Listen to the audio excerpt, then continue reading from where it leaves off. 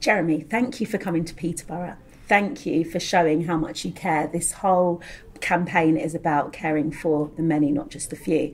So for Peterborough, we have a number of concerns. One of the main issues that I raised with you when we spoke earlier was about the living standards, the fact that we're getting paid less, but the cost of living's going up. People need decent jobs, the housing as well. We need to make sure that there's decent housing that's affordable for all, not this tagline of affordable housing which people can't afford to pay for.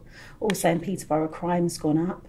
And we want to really address that, and we talked about the NHS as well and what's happening in our manifesto to address that. Could you add any further comments or information? Across Britain, 6 million people are earning less than the living wage. Yes. We are going to raise the living wage to £10 an hour by 2020, and we will use public procurement powers, such as when local councils or government buy services from the private sector. We insist on them being good employers, paying living wage.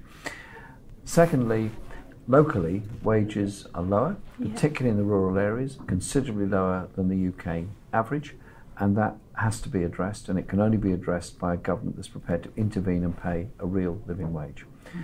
Housing stress is something that affects everybody. The homeless are in obviously an awful situation, but they're in a sense the symptom of the housing crisis.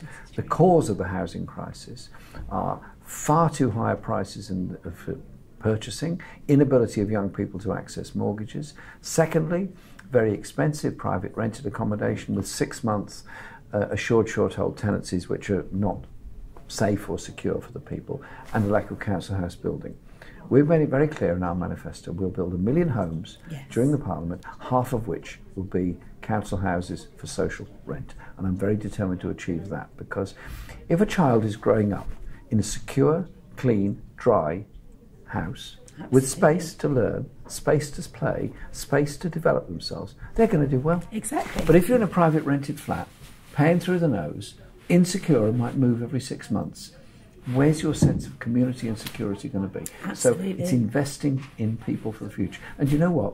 It's a virtuous circle. You build council housing, you create jobs for building workers, jobs down the supply chain, and decent housing at the end of it. Absolutely. That's our commitment. That's fantastic. And also I think that tags onto, with education, our level of attainment here is low, but actually if they've got a secure housing environment, somewhere where they can thrive, then that will roll into education. The fact that we will maintain the fact that they have free school meals, I think that's also fantastic. Free school meals means every child eats properly. Hungry children don't learn.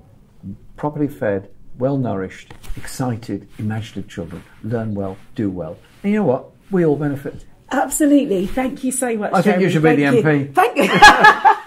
Thank you. Thank you.